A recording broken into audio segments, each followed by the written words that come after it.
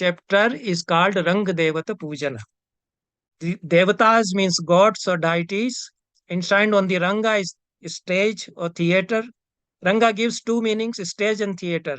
And metaphorically, it also means the audiences. But here it is a theater building. So how to worship the Ranga Devatas, the various deities. So this third chapter deals with it, and it also very interesting study those who are studying Hindu studies or Hindu philosophy, because the whole Vedic pantheon comes here, and the cosmological significance of Raṅgadaivat Pujana, because the whole cosmos is there on the stage with the enshrinement of these gods. After this, Bharat Muni performed these two plays, Samudramanthan Samokara and Tripurdah Dima. He presented them before Shiva, and Shiva asked him to incorporate dance also. So this is narrated in the fourth chapter. But before start of the play, Bharat Muni says that I had performed a Purva Ranga. So Muni is asked how that Purva Ranga is performed. So that Purva Ranga, the process of Purva Ranga, the ritualistic performance, or a kind of beginning of theater performance before any show, that is Purva Ranga. So that is taken up in the fifth chapter. So these two topics we will be taking today. Raṅgadaivatapūjanam according to the third chapter. And then before the beginning of a particular performance, the performance of Purva Ranga. So first we come to Raṅgadaivatapūjana. It is in the third chapter. Next. Okay. So in the third chapter, it is said that when this theater building has been constructed, then a sort of consecration ceremony should be performed. As per the Nāṭyaśāstra also, whenever we construct a house, before entering that house or before starting to live in that house, we perform a kind of Vastu Shanti. And if this theater building is constructed, then all the deities, all the gods who have taken place, who have joined their respective locations in the theater building, they must be invoked and worshipped. So from third chapter, stanza 1, those who can read, they can quickly read with me. Bharat Muni says that after this Sarva Lakshana Sampanna Nāṭyagraha, Shubha Nāṭyagraha has been constructed. Sarva Lakshana Sampanne Krate Nāṭyagrahe Shubhe. After this Nāṭyagraha, that is theater house, has been constructed, Gavo Vaseyu Saptaham Tatra Japya Parair Dvijaihi. For 1 week, the cows, they should be there within the precincts of that theater building, and the Brahmins should be doing some japa, sitting there for 1 week. Tato divasaye dveshma rangapitam tathaivacha. After that, the adivasan should be performed for the rangapita, for the stage. Adivasan is invoking the gods and they are worshipping them. So how this adivasan would be done? Pantraputena toena prokshitango nishagame. Before the start of the actual ceremony of Raṅgadaivatapūjana, in the previous night, the Nāṭyaśāstra Sutradhara, with he will sprinkle holy water purified by chanting of the mantras, and he himself should purify himself with the water after sprinkling that water on his body and sprinkling that water on the stage. Then in the third chapter, third stanza, Bharat Muni says, Yathasthanantaragato dikshita prayatah shuchi triratro poshito bhutva Nāṭyaśāryo ahatambara. Then sitting on his proper place, and he should be initiated, he should have initiation for the puja, that after doing a sankalpa, that I will perform this puja this Raṅgadaivatapūjana, he takes this Diksha, initiation. He should have Sanyama, Prayata, restraint on himself. He should be Shuchi, pious. And for 3 nights, he should have fast. Tiratro Poshita. He should have Uposhan or Upvasa, fast for 3 nights. And Nāṭyaśāstra, he should wear fresh clothes, ahatambara, the clothes that have not been given for washing. So new garment he should have. And this is the beginning of this Raṅgadaivatapūjana. Next, we come to the fourth stanza. It says that he should first offer salutations, namaskara to Mahadeva, namaskritya Mahadevam, sarvalokotbhavam bhavam. The Mahadeva who is Bhava and Sarvalokotbhava, who is the origin of all the lokas, all the bhuvanas. Mahadeva, from whom all the worlds are born, he should salute that Bhava and Mahadeva, Bhava or Mahadeva. And after that, he should offer his obeisance to Jagat Pitamaha, that is Brahma, and then Vishnu and Indram. Indra and Guha is Kartikeya. So these 4 deities also, they should be offered respects. You see that Mahadeva has been held as the supreme deity here and the creator of all the worlds.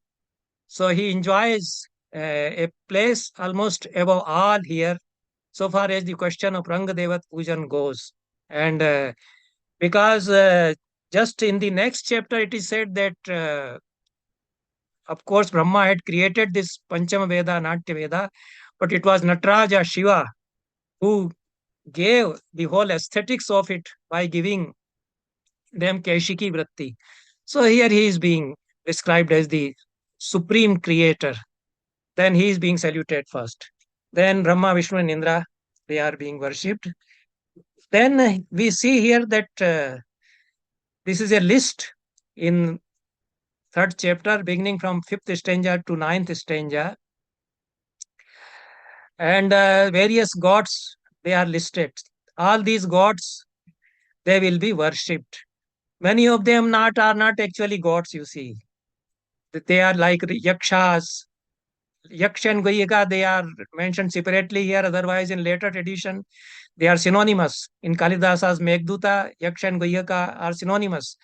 But in ancient tradition, Yaksha and Goyikas, they are two separate tribes living around the territory of Himalayas. So all the bhutas, all the creatures of the world, they are invoked actually. So this signifies that this theater is for all, for the world. We are not doing theater for ourselves as it is in their Western concept of theater. So we will quickly read Saraswati, Lakshmi. Those who can read Devanagari, they can read with me. 5th stanza says Saraswati, Lakshmi, Siddhi, Meda, Dhrati, Smriti, Som, Surya, Marut, Lokpalas, Ashwini Kumaras, they are twins. All these are Vedic deities. Mitram, Agnim, Suran, Varnan, Rudran, Kalam, Kalim, Tatha. Rudra has been mentioned separately from Mahadeva here. And Mrityu, Niyati, Kaladanda, the scepter of Kal or the weapon of Kala, Vishnu Praharanam Chaiva, the weapons of Vishnu, and Nagaraj Vasuki, Vajra, that is Indra's scepter, Vidyut, that is uh, light in the clouds, Samudra, seas, Gandharva, Apsaras, the celestial themselves, divine themselves, and Munin, Bhuta, Pishacha, Yaksha, Guyak, Maheshwar, Asur, the Asuras, Nāṭyavignas, who have been creating hurdles in the performance, Daitya and Rakshasas. So Asuras, Rakshasas, and Daityas are mentioned separately because there is a subtle distinction. In many times, we take them synonymously, but the sons of Diti are Daityas, and Asuras is a different type. Suras and Asuras, they are having existence together in Vedic pantheon or in Vedic concept of various societies. Then Nāṭyavigna is a specific deity invoked here only because the Nāṭyavignas or the hurdles, they are also to be appeased that they should not, so that they should not come, so that they would not come in the way of the performance.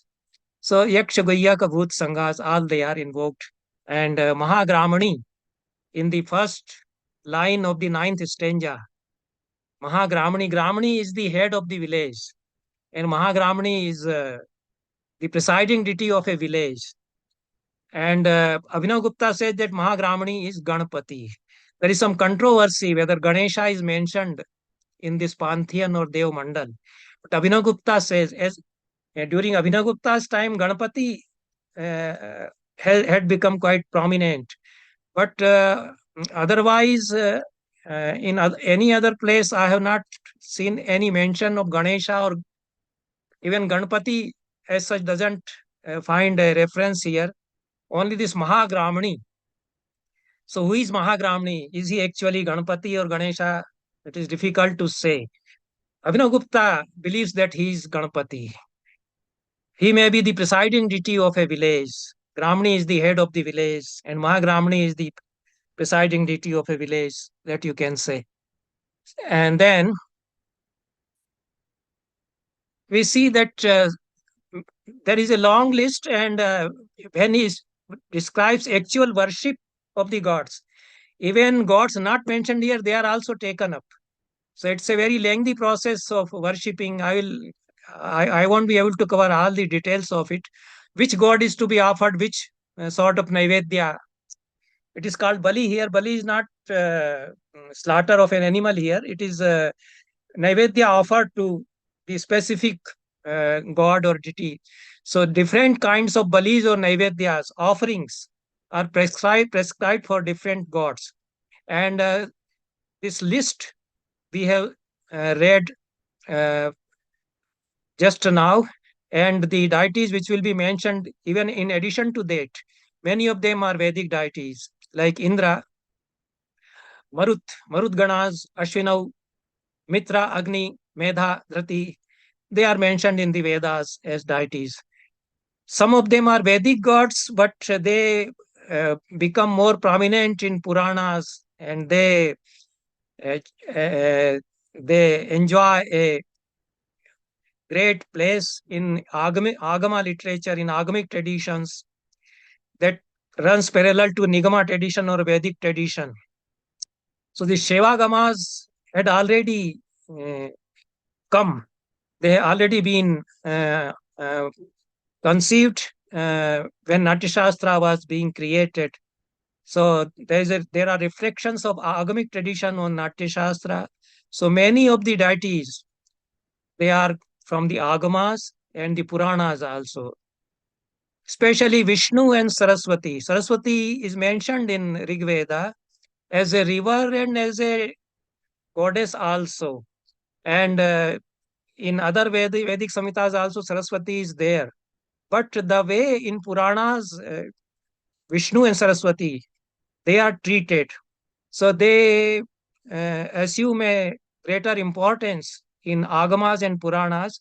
Some such deities are also there. So they are half Vedic and half Puranic, you can say.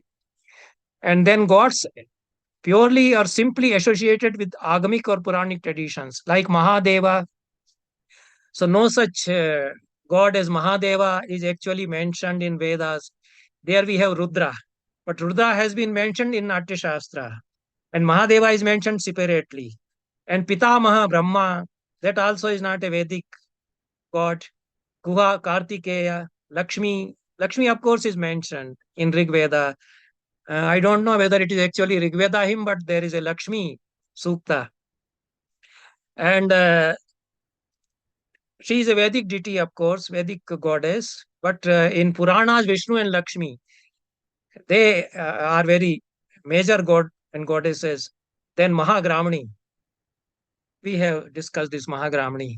So these are from Agamic and Puranic traditions. So this whole Pantheon or Dev Mandala presents a very interesting study for those who are interested in mythology or Vedic gods or Puranic gods, and how Nāṭyaśāstra prescribes worships for them. And the whole ritual of Vastu Pujan and Dev Pujan in the new building, that is also given. Coming to the next one, we see that some of the properties of gods are also incorporated in this list. So they are not actually gods. So it is not necessary that you are worshipping only gods. Normally, we believe that we will worship gods. We will not worship a bhuta or pishacha and yaksha and guyaka and rakshasa. But Nāṭyaśāstra's concept is that everybody is invoked because the theater is for all. So they should be pleased with this theater. So theater is the worship of this whole cosmic order, which is made by all creatures, all human beings and all creatures, all beings, you can say. So they are, theater is the worship of everybody, every being. So therefore they are invoked. Every being is being invoked and appeased. So this is not a simple puja that way. It is the puja of the cosmos, you can say. So the weapons are also there, weapons of the gods. Then Mrityu, Niyati, Kaladanda, they are also there.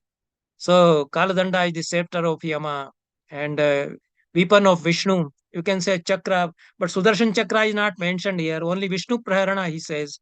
And Vajra, that belongs to Indra, the scepter of Indra. So these things which are not normally separately worshipped, they are with the gods. So when you worship a god, they automatically are worshipped, but they are separately invoked. Then there are shlokas for invocation of each and every, that you come, and then I offer worship to you. So the idea is that whole cosmic order is represented in the theater performance, and everybody is invoked and appeased and worshipped. Then the list also includes natural phenomena like sea and lightning, semi-divine beings like Gandharvas, Yakshas, Kuyakas, and Bhutas, Pishachas, Daityas, and Rakshasas.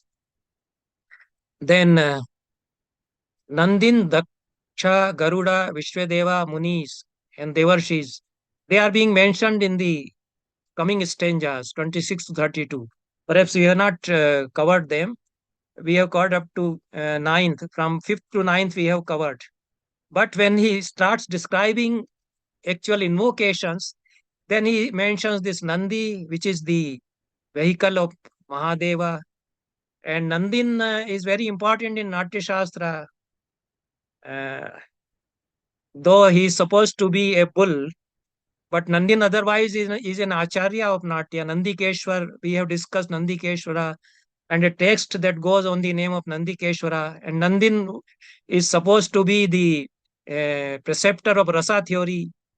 He, for the first time, gave the idea of rasa. So there was some acharya named Nandi or Nandin. Otherwise, in Puranic mythology, he is the vehicle, Vahana of Shiva. Then Daksha is a Prajapati. Brahma created some Prajapatis who started this creation. So Daksha is one of them. And Garuda is the vehicle of Vishnu. We all know. Vishwe Devas, they are mentioned in Vedic text also. Then Munis and Devarshis. So they have not been mentioned in the stanzas from 5th to ninth, which we have covered, but they are, when the invocation stanzas are there, they are invoked and then they are being worshipped. And Bharat Muni then says in the 10th stanza after ninth that other gods can also be included. Some local customs, maybe the building is created in an area where some specific deity is being worshipped. That deity or that god can be included. Then Natya Vignas and Natya Kumaris, they are specific to Nāṭyaśāstra only. In no other area you will worship Natya Vignas or Natya Kumaris. So they belong to theater. And the Natya Vignas, that is the obstacles or hurdles for the Natya. And Natya Kumaris or the goddesses for theater, you can say. Just like for the kshetra or a field which is being cultivated, there is a kshetrapala, a deity or a god who protects the kshetra or the agricultural field. So that is kshetrapala. In the same way, there are specific goddesses for Natya or theater. They are Natya Kumaris.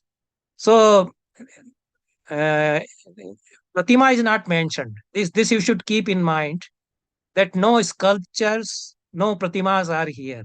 They are being invoked and they are abstractions.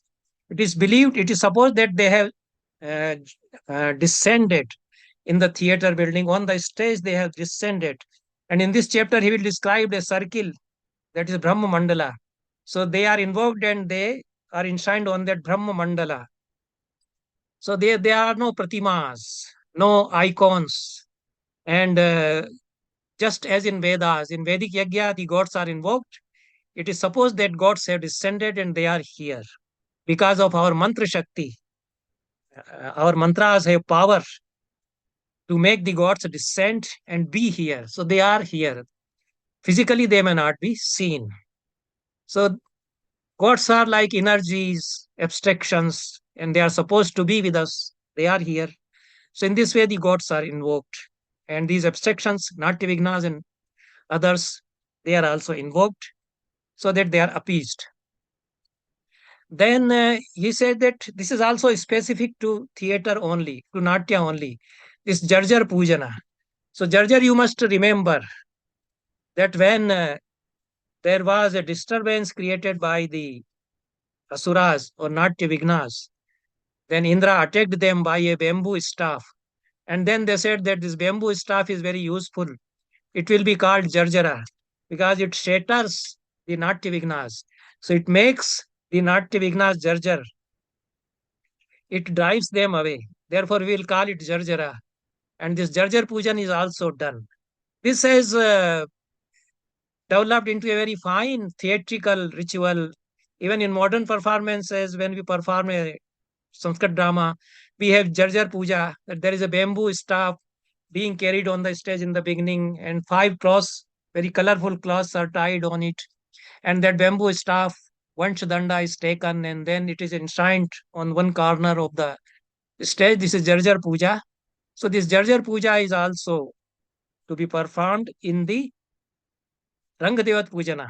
And before the beginning of any particular performance, for any uh, performance of a play, a show, this Jarjar Puja is also included there. So Jarjara will be there. There are two themes taken up. In third chapter, there is Raṅgadaivatapūjana. And in fifth chapter, there is Purvaranga. So this Jarjar Puja is mentioned in Purvaranga also. Because before the beginning of an actual performance also, you should have Jarjar Puja again. And before and after this building has been constructed, the ritual for the consecration of that building, there also you should have Jarjar Puja. So in 12th stanza, Bharat Muni says that this Jarjar, that bamboo staff should be worshipped. And Kutapa is orchestra, the instruments, all the types of instrument. And Kutapa also means Gayak Vadak Samuha, the group of singers and instrumentalists. They are called Kutapa. So Kutapa should also be invoked. All the instruments which will be played, and Gayakas and Vadakas, they should also be invoked and worshipped, honored. Then Jarjar should be Jarjaraya Prayunjita Pujam Natya Prasiddhaye. For the proper beginning of Natya, so that Natya attains Siddhi, Prakrishta Siddhi. For the success of Natya, Jarjar Puja should also be there. And this is the shloka which will be recited when Jarjar Puja is being done. Tvam Mahendra Praharanam. You are the weapon of Mahendra or Indra. Sarva Danava Sudanam. You are destroyer of all the Danavas. Nirmittas Sarva Devaishcha. All the gods have created you. All the gods have put their energy in you. And you dispel all the vignas. Sarva Vigna Nibarhana. And this also, the 14th stanza is also invocation for the Jarjara. Napascha Vijayam Chansha. You bring the victory of the king. Kings were there, and kings many times were patrons for the performance. So let there be the victory of the king because of you, because this Jarjara signifies the victory of Indra, the victory of gods over the Asuras, and that they held a kind of Utsava, Indra Mahotsava, Indra Mah. And in Indra also this Jarjara is there. This we have discussed in previous lectures also. So you should see that the victory of, you should see that the king attains the victory and his enemies are defeated, and there should be good for all. Go Brahmana Shivam Chaiva Natyasya Cha Vivardhanam. Let this theater prosper, let this Natya prosper, and there should be good for cows and Brahmins and for everybody, etc. Then 10th stanza says that he should invoke all the gods. He should invoke the gods mentioned here. Then Anyashcha, other gods also, whosoever he believes in, he should invoke everybody, every one of them. And having offered his respects to Devarshis, the sages, seers, Yathasthanantargatan Samavahya Tato Vadet, he should invoke all the gods which have already taken place in the theater building. Yathasthanantargatan. So they have already taken their places in the building, but they should be invoked that now you should be prepared to protect us, to lead us to success for the proper augmentation of this theater. And Sutadhara or Natyacharya says, Bhavadbir no nishayam tu kartavya samparigraha. You should be with us, have our parigraha or be associated with us from tonight onwards, and sahyam chaiva datavyam. You should help us asmin natye, in this performance of theater in Natya Sahanugai, with all your retinue, with all your followers. Then in 15th stanza, he says that there should be illumination, and 17th actually. So after this invocation in the beginning of the night, from the next morning, actual worship is started. This is 15th stanza. Nishayam tu prabhatayam. When there is morning, pujanam prakramet. The worship, actual worship is started. Who does this worship? This Acharya. It's Natyacharya, who is the leader of the group or who will be responsible for running the shows or the performances, who will be conducting the performances, and he will be directing the repertoire. That is called Acharya or Natyacharya here. And he will be performing this puja. So he should be prepared for the ceremony, for the ritual. He should be yukta, concentrated himself in himself, and shuchi, that is pious, and initiated dikshita, that has been said earlier also. And then he should illuminate the theater by enlightening the lamps, you can say. That is udyotana. That is called udyotana. Rangasyoddyotanam karyam. That is the last line here. So he should perform this udyotana ceremony, and then he should perform the pujana. So there is one interpretation that this udyotana ceremony is like arti done in the temples nowadays. Abhinav Gupta also has said that udyotana is like nirajana. He gives this word nirajana. Nirajana is aratrik. Aratrik is arati. You have a lamp in your hand and move it in a circular, in a round, and that is called aratrik or arati. So, and another word which Abhinav Gupta uses it, darbhol mukha. Ulmuk is a burning torch, mashal as we call it. So there is some burning torch also that also can be used. Either there are lamps by which this is being done, or then ulmuka, uh, that is a fire torch, torch-like thing or mashal, and that is enlightened by the fire burning in the altar for the homa. Homa is also described. So there will be havan or homa when the theater building is constructed, and it has to be consecrated. Then there will be havana, and this ulmuka will be enlightened by the fire of that Vedi for havana. This is what Abhinav Gupta says. It is his interpretation. Then these are the material which will be used for offering the Naivedya or Balis for different gods. And then he said that there a mandal would be created. Uh, a mandal rachna would be made. So Yava is barley, Siddhartha mustard, Laja is puffed rice, Akshata is rice, Akshata, Shali, and Tandula. These are the varieties of rice with slight differentiations. In India, we grow various types of rice. Several varieties are there. And Shali, Sati, Chawal, we call it in our area, Shali. Tandul is ordinary rice. Akshat is the rice which is used in the worship. So all of them are rice, but they differ in a subtle way. So all these will be there. Akshata, Shalis, and Tandulas, and Nagapushpa is a flower, and Vitushabhi, Priyangu. Priyangu uh, is a kind of beans, and its husk should be removed. Vitush, it should also be placed. Etir dravyer yutam kuryat devatanam niveshanam.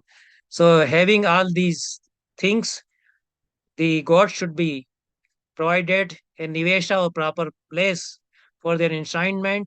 Then a mandala should be written or created by linings in the middle of the stage. So this mandala rachna should be there. This is also a very interesting topic for those who are interested in ancient Indian Vastu Shastra and various rituals. So in Vastu Shastra also mandalas are prescribed, and various types of mandalas will be made in a new building, and gods are invoked, and they are placed. It is believed that they have descended on the location in the on their proper location in the mandala, within the mandala, and then they are worshipped. So here the proportions or measurement for the mandala is given. The whole area of the mandala will be 16 hastas. Samantatascha kartavyam hasta shodasha mandalam. The circumference, the whole measurement of the area of circumference will be 16 hastas. So mathematics and geometry very much come into the picture here. In the second chapter also we have seen that there are measurements and there are geometrical measurements. And in this creation of mandala also, it is alekhan of mandala. So by linings, it will be created in the middle of the stage. And in that mandala, there will be doors, four doors on all the four directions. The last line, 22nd stanza says, Dwarani chatra kurvita vidhanena chaturdisham. On all the four directions, east, west, south, and north, four doors should be there. Okay, I will leave this Abhinav Gupta's comments. He cites Shankuka and he disagrees with them. It will be too intricate. Anyway, so to cut it short, make it simple, gods are invoked and enshrined in the mandala, which is a square of 16 hastas. Not a square, I think. It is round and four doors on the four directions. Brahma is enshrined at the center, and gods are given their respective places according to the Kaksha Vibhaga. This Kaksha Vibhaga is very important in Nāṭyaśāstra. So in Mandala, there is Kaksha Vibhaga. And when he describes actual performances, this Kaksha Vibhaga is used. Kaksha Vibhaga is imaginary zones, division of a stage into imaginary zones. So the actor moves from one Kaksha to other. He moves from one zone to another. So there is one location in one Kaksha. There is maybe a palace is there in Kaksha, and there is a garden in another Kaksha, and there is a cemetery in another Kaksha. So moving from one Kaksha to another means going from palace to, it may mean going from palace to garden or from garden to market, etc. And there are specific movements to denote that.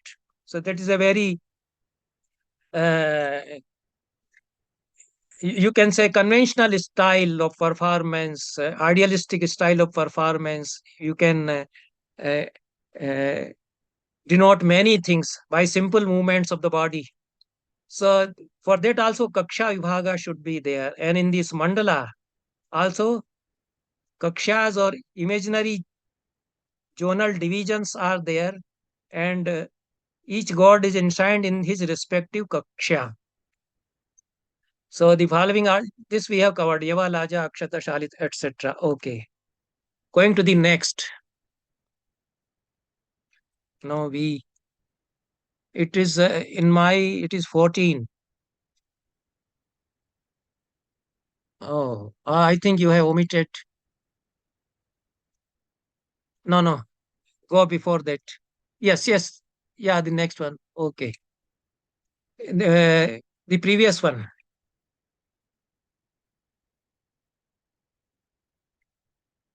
It is number 14. Can you see the number? Yes.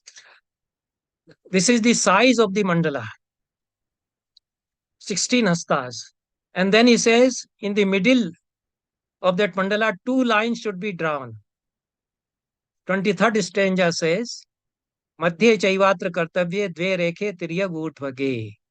Two lines should be drawn in the middle of that mandala.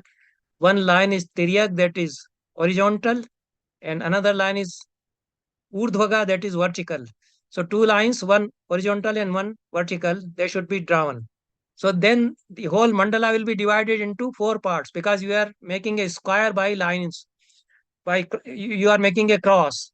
So one line is vertical, one is horizontal. So the whole mandala is divided into four kakshas. And then in all these kakshas, various gods are invoked and enshrined. Padmopavishtam Brahmanam Tasya Madhya Niveshayet. In the center of that mandala, Brahma will be seated. Brahma will be there seated on lotus. Padmopavishta, seated on the lotus, Brahma will be there. This is 24th. Then Adu Niveshyo Bhagwan Sardham Bhuta Ganai Shiva. And in the beginning, Bhagwan Shiva, Lord Shiva should be there with all his retinue, with all his followers, with his Bhuta Ganas. Next, that is 15th. Yes.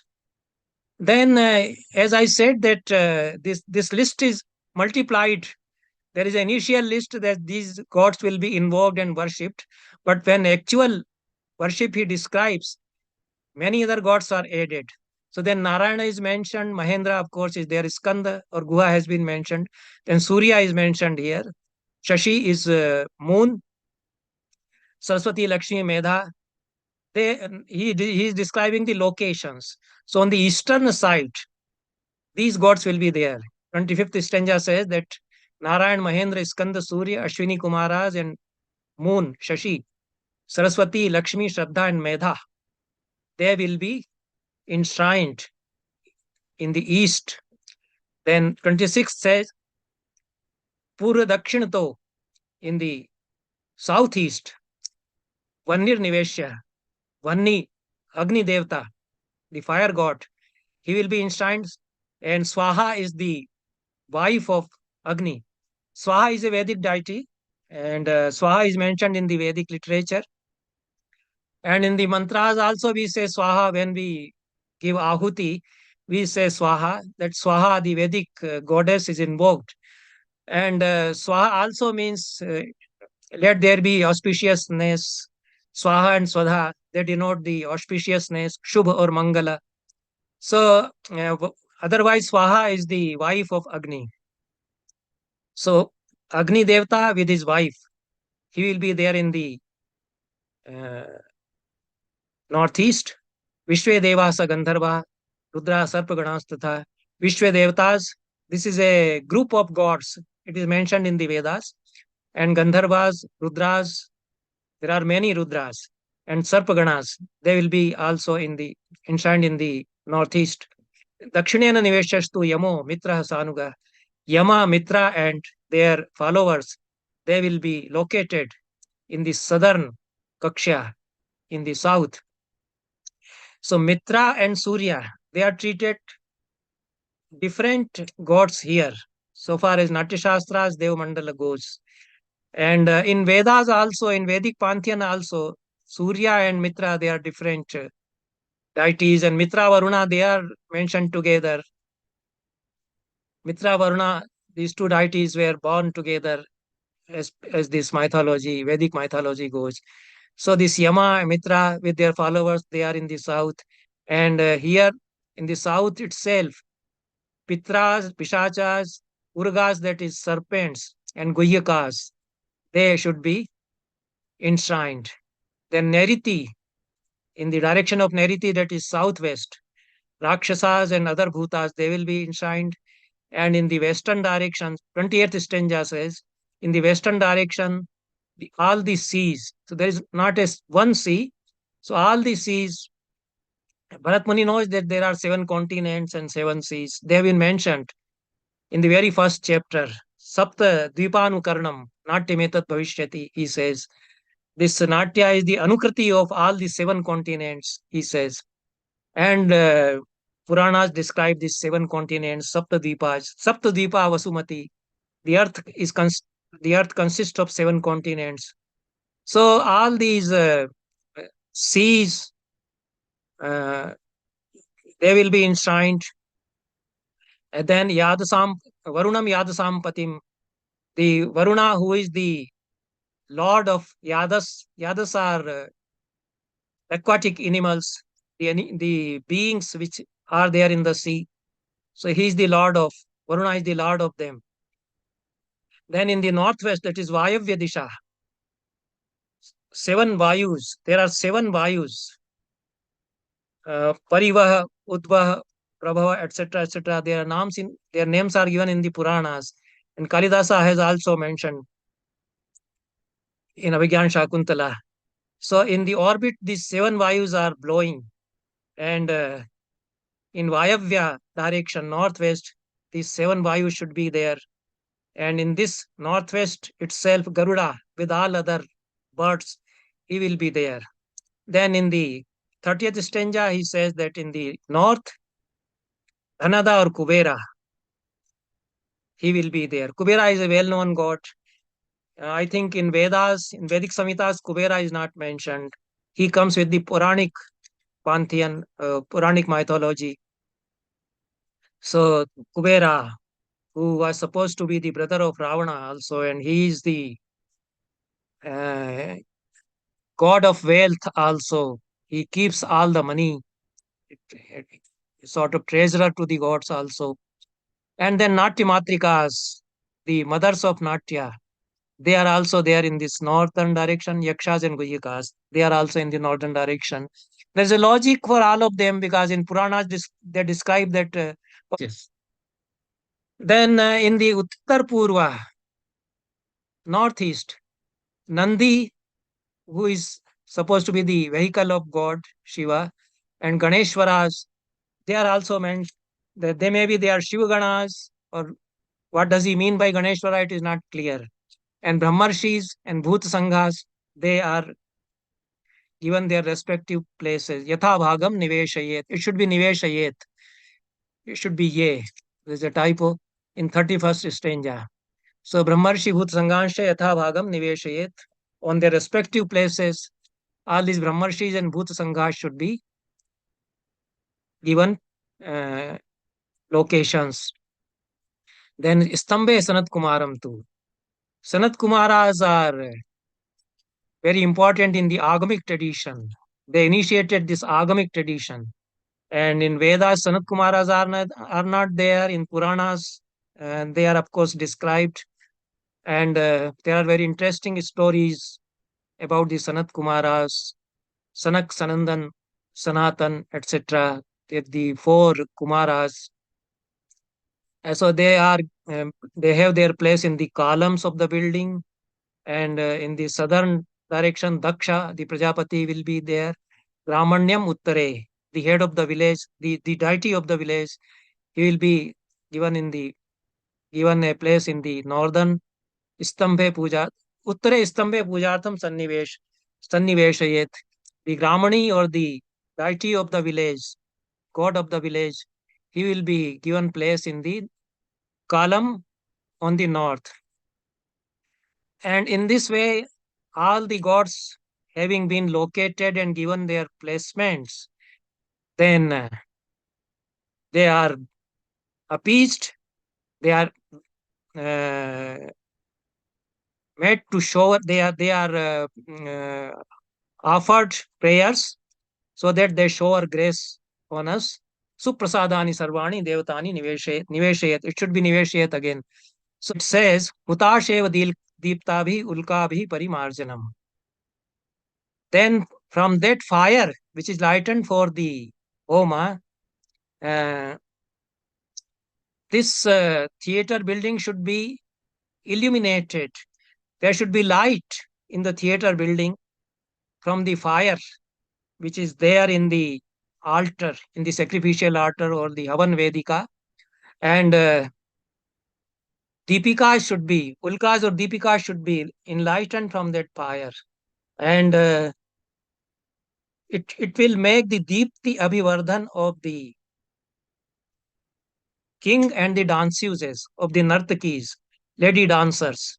So just as we, after the all Aarti, Nirajan, the priest brings that Aarti, that which has a lamp burning in a thali or in a plate, and that aarti is taken for everybody. So that is called Deepti Abhivardhana. They will be illuminated by that. They will be radiating the glow of the gods. So that uh, ulkas enlightened by the fire of the Yajna Vedi or the Havan Vedika, those ulkas should be carried before the king and the lady dancers for their Deepti Abhivardhan, so that they are illuminated, they radiate uh, by the glow of that. And then there is a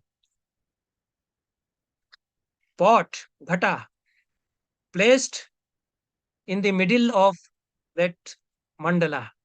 And there's water in that ghata or pot, kumbha. That is a earthen jar or earthen pot, you can say, kumbha or ghata. And it is filled with water. And after this ceremony is over, then that uh, ghata, it should be shattered, it should be broken. You just throw it on the ground, and it is shattered into pieces. This is called Kumbh Bhedana. It is a kind of ceremony. It is signifies that all the hurdles are removed, all the hurdles are shattered, like this kumbha has been shattered.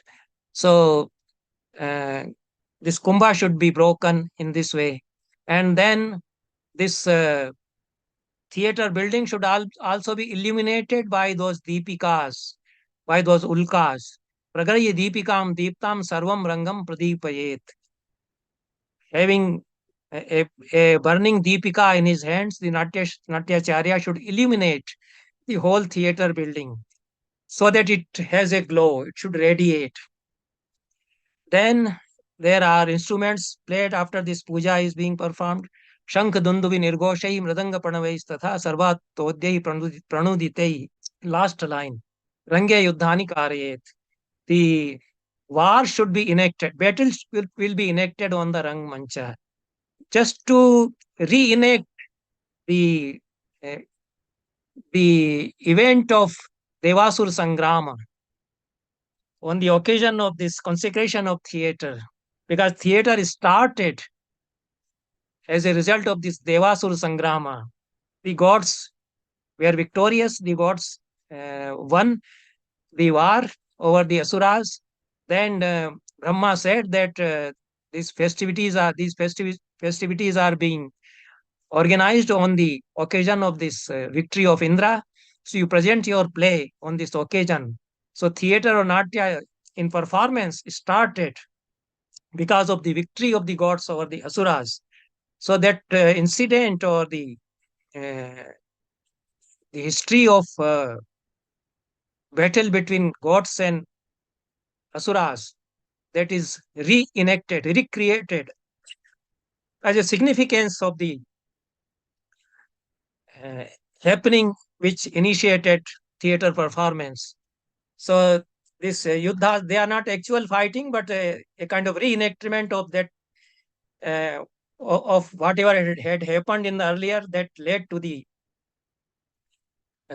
materialization of this theater of Natya in performance.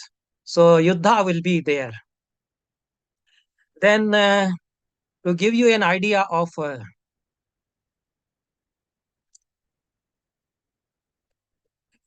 all the items which are performed in this Raṅgadaivatapūjana in nutshell, Kumbhavedan is one of the ceremonies. Sprinkling of holy water on the body of the king and dances, that is mentioned. Nāṭyaśāstra's address to the, that also is described. After sprinkling holy water on the dances or lady dancers, Nāṭyaśāstra says, Mahakule Prasutastha, you are born in noble families. You will help us in the performance. Your performances will be um, illuminating the whole show. It will be for the betterment of our presentations. All these things are said as a benedictory note to those people who will be assisting the Natyacharya. That also is given in this chapter. Then various atodhyas or musical instruments are played, and the enactment of fights, that is also placed. So this playing of atodhyas and musical instruments, Abhinav Gupta says that this will be done after the Kumbh Vedana. This Kumbh Vedana and Kumbh worship, they are synonymous. So Kumbha is worshipped and then it is shattered. So after the worship of the Kumbha Pujan or Kumbha Vedana, this enactment of the fights along with the playing of the instruments, that will be done. Then many things which are important in this chapter, we will be taking them as much as we can. So in the 34th stanza, next please. Yes. So he starts describing the pujan after he said that mandala is created, which is in the 16 hastas in size, and it is divided into various kakshas by drawing horizontal and vertical lines, and then each and every god is invoked and enshrined in various parts of that mandala. Sthane sthane yatha nyayam viniveshyatu devata. First line says, on each and every respective place, having the vinivation, placement of the gods, tasam prakurvita tatah pujanam tu yatharhata. As one deserves, as per the prescriptions for the respective god, the pujan, worship for that god should be there. Then in the 74th stanza, Bharat Muni prescribes, after describing the Jarjar Pujana, the colors of the cloths which will be tied on the 5 joints of Jarjara. So 74th stanza, the next 2 lines, they describe the strips of cloths which will be tied on the joints of that bamboo staff. So that bamboo staff will have 5 joints. So good bamboo should be selected and cut to make the jarjara. That bamboo should have 5 joints. Parva, they are called parva in Sanskrit. And if you have seen a bamboo, you might be knowing that the bamboo has joints. That is called granthi. In Hindi, we say gant or granthi. And Sanskrit, the word is parva. In English, you can say joint. So on each and every joint, one strip of cloth with specific color should be tied. So shvetam shirasi vastam syat. On the uppermost joint, white strip of cloth should be tied. Neelam raudre cha parvani. And the next granthi or next parva would have blue strip of cloth, and that is the Raudra parva. The deity Rudra is enshrined on that parva. Vishnu Parvani, the third granthi, the third parva, Pitam, the yellow strip of cloth, and the fourth strip is enshrined by Skanda, Kartikeya or Guha. It has red color strip of cloth, and Mrad Parvani. The last strip is Mrada or Shiva lives there. He is enshrined there, and it has variegated uh, colors. It has various colors, mixed colors. Chitram tu deyam vastram hitarthina. A person who wants to have good for the theater, wants some auspiciousness for the theater, he should tie 5 strips of cloth with prescribed colors on each one of them. And dhupa malya anulepanam. Dhupa malya, that is flowers, garlands, and anulepana, anointments, they should also be offered to this Jarjara. Then he says that in the 76th stanza of this chapter, this home is not home. In English, the English word home is not there. Unfortunately, it should be Homa, Homa. Homa is Havana. This is a typo. So, Havana or Homa with oblations, that should be done. And after this, Atodhyani to Sarvani Vasobi Rava Guntayet. All the instruments, they should be covered with clothes. All the instruments like drums, veenas, so they have their covers for their safety and upkeep. So all the instruments, they are taken out from their coverings for worshipping. So the instruments are also worshipped. Then after that, they are put in their respective coverings, and they should be covered with proper cloths, and they should be worshipped with Gandhamalya Dhupa Bhaksha Bhojya. 76 stanza, second line. So Gandha is Dhupa, Malya Mala. Uh, Gandha is fragrance, Malya is Mala, Dhupa is agarbatti or something like that, and Bhaksha Bhojya, Bhoja, offerings, edible things, offerings of edible things. Jarjaram Pujit Pevam Balim Sarvam Nivedya. He said that after doing worship of this Jarjara and having made Bali or Puja to him, Agnav Homam Tata Kuryan Mantrahuti Puraskritam. The Nāṭyaśāstra should perform Homa or Havan in fire which is burning in the Vedi. So a Vedika is also there. For this ritual, a Vedika is created. And after this Vedika is removed, after this ritual, the Kutapa, the Gayak Vadak Samuha, they sit on it. So the Vedika which was created for Homa, that is replaced by a sort of platform for the Kutapa. So that is also prescribed in Nāṭyaśāstra.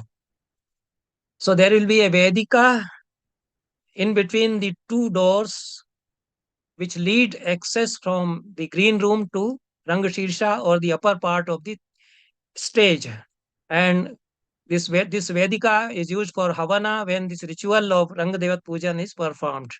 So Havana will be there after this Vedika, after this ritual is over. That Vedika will be replaced by the Vedika, which is used as a platform for the sitting of the Gayakas and Vadakas, for the instrumentalists and singers. So then, after having done this Homa with mantras and ahutis, then this ritual of Raṅgadaivatapūjana is completed. And then Bharat Muni says in the end of this chapter, these are the last stanzas in this chapter third. It is said that after doing proper worship of the deities, of the gods enshrined on the building, enshrined in the building, in various parts of the building, and those who are invoked and worshipped in the mandala. If this is done properly, 94th stanza says, please go to the next one. Yeah. Samyak ishtastu rango vai swamina shubhama vahet. If this Ranga Pujan is done properly, Samyak Ishta. Ishti is Vedic Yagya.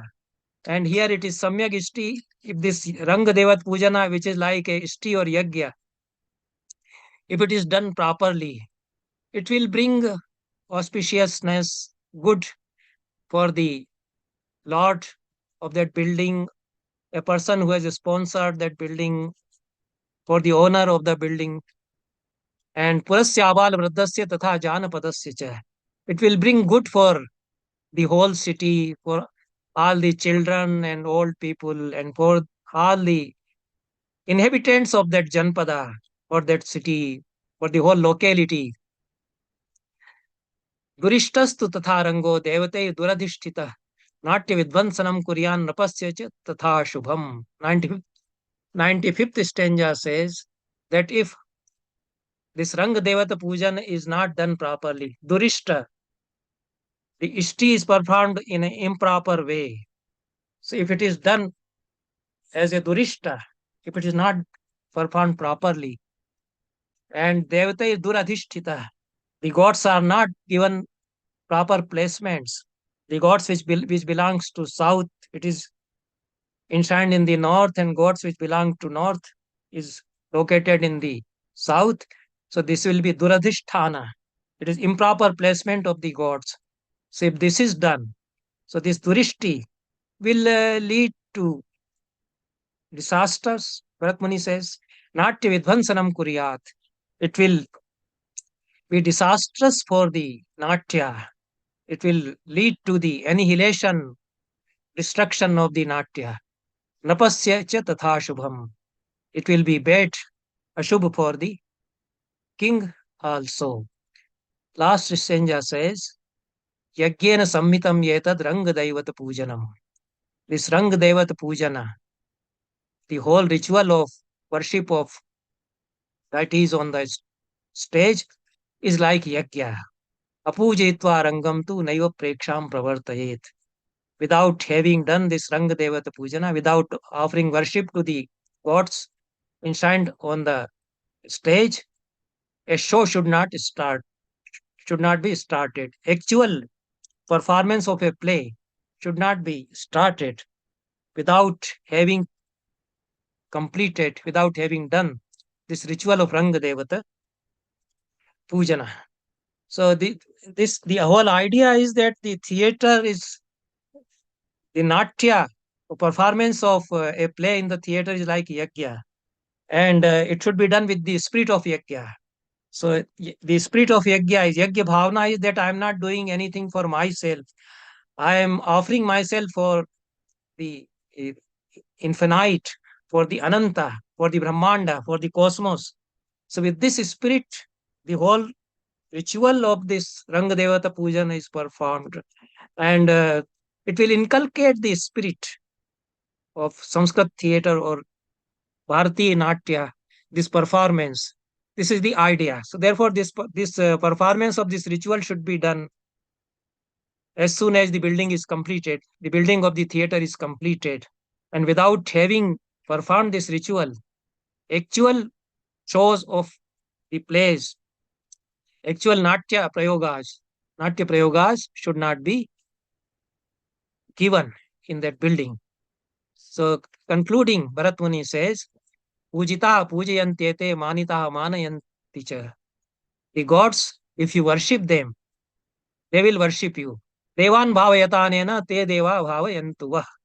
In Gita, it is said that you have the bhavana of the god, you have honor for the gods, and the gods will honor you.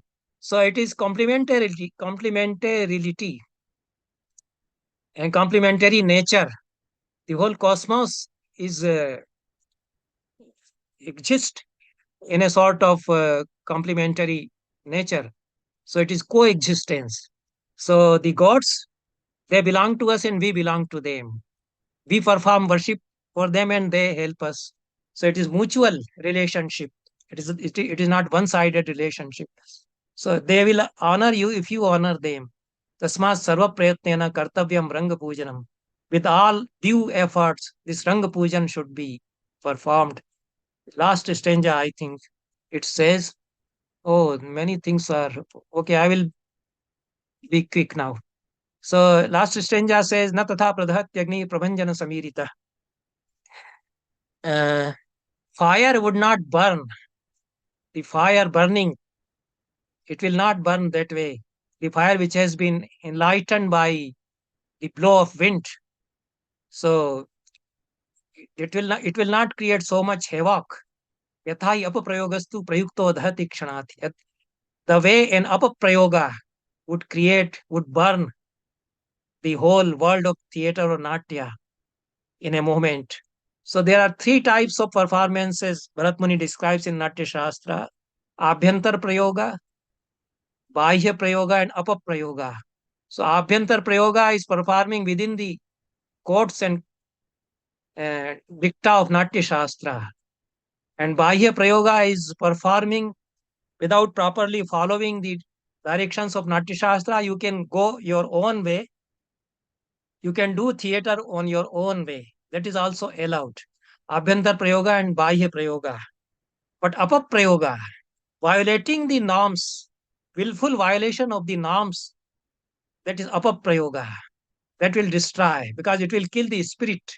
If you are mocking this spirit, that the theater is an offering to divine, that Natya is an offering for the whole cosmic order. If you may not agree with it, so do theater your own way. But you humiliate or insult it, then it will destroy your own world. This is the idea of ecosystems, ecology, and existence of human beings there. So then I will rapidly cover some of the views on this whole. Of course, it's a topic, very good topic for research. This whole uh, ceremony and ritual of Raṅgadaivatapūjana. There was a great scholar in Holland. I think he's no more now. FBJ Kuiper, and his work in 20th century, Varuna and Vidushaka. Varuna and Vidushaka. It was held as a great work of the century in the field of Nāṭyaśāstra studies. He was a Vedic scholar, Kuiper. I met him in Holland.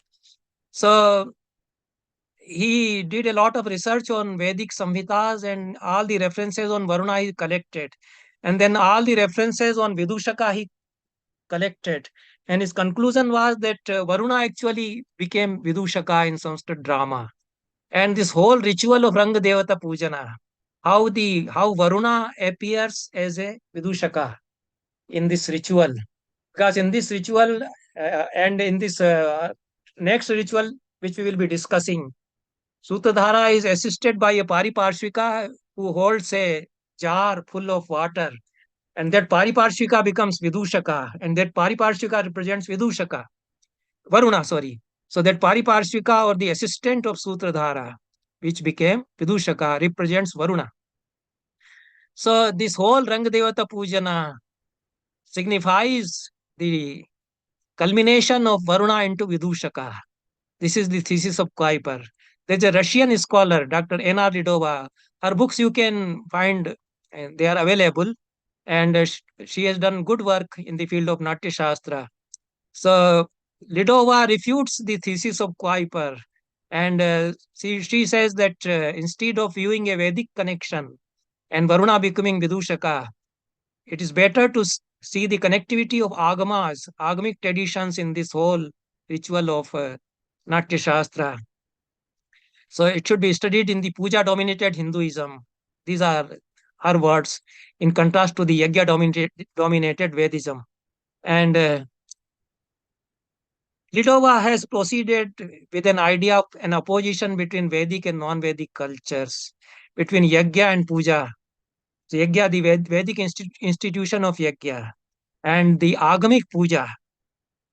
So we see that both are combined in the Nāṭyaśāstra. So to me, Nāṭyaśāstra stands as a synthesis between the Vedic worldview and Vedic ritualistic system and agamic puja system. Because in the Dev Mandala pantheon, Vedic pantheon and Puranic pantheon, both of them are combined here. Some gods are Vedic gods in the list of gods mentioned, and some gods are Puranic or Agamic gods. So Nāṭyaśāstra was created at a juncture when the Puranic dharma was emerging, and Nāṭyaśāstra takes a note of it. But basically, it belongs to the Vedic worldview, Vedic system. Four Vedas The Pancham Veda is created out of the four Vedas. So the idea of Vedic Yajna is there, the spirit of Yajna is there, but many tenets or many characteristics from the agamic system are also adopted. So this is a kind of Sandhi Kala, a period of transition between a period of transition from Vedic dharma to Puranic dharma, from the whole Vedic life to the Agamic and Puranic traditions. And this also may help us in locating the periodicity of Nāṭyaśāstra chronologically, because it is the period when Vaishnava dharma is emerging, second, third century BC, and Nāṭyaśāstra is being created in this period. So that way, this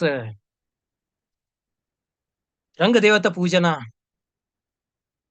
as described in the third chapter of Nāṭyaśāstra, provides a very interesting study. So I will end the first lecture for today here, and